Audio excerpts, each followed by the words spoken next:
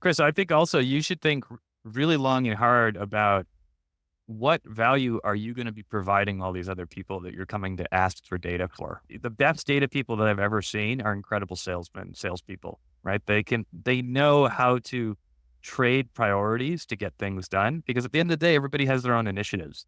I I think just need a that's why, report, dude. yeah, I just need a exactly, report. exactly. Send it And to me.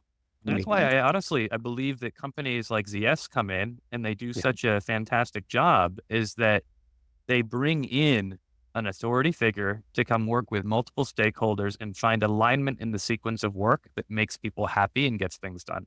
And that is really hard. That's a full-time job. Most people don't realize how much negotiation just for you to get marketing data or sales data into your platform or whatever you're building, that's really challenging, right? And that's a lot of work on both sides to set something like that up.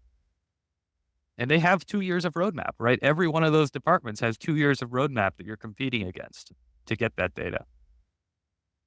Are there specific Absolutely. industries, Willem, that you look at and say these are the ones that are doing more of the data mesh stuff than another, or is it just all across the board?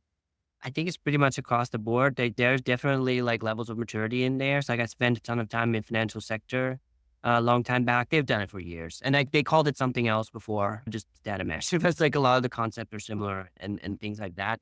I spent a ton of time, for example, now in medical technology, like they're starting now. Like to Yep. like for them, it was in the past, just taking two examples, like having a great product sufficed. Like that was just leading. A lot of their growth just came from acquisitions, like mergers and acquisitions even. And so like having a fantastic product was just what drove growth.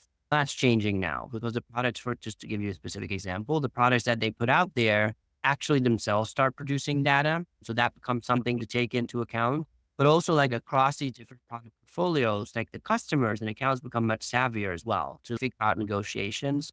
And so these companies now need to start, their commercial organization needs to be served with the right data around what are actually our products that we have, what are the pricing strategies, what is a very complicated customer landscape in terms of negotiation groups, the hospital, the healthcare practitioners.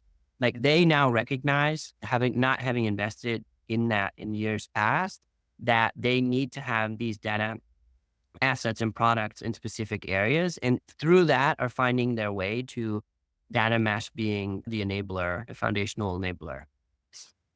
Something that Mike always says when you look at engineers and architects and things like that, a lot of times they're working on their own silos and doing their own things. And it's just not really, they don't work well together necessarily.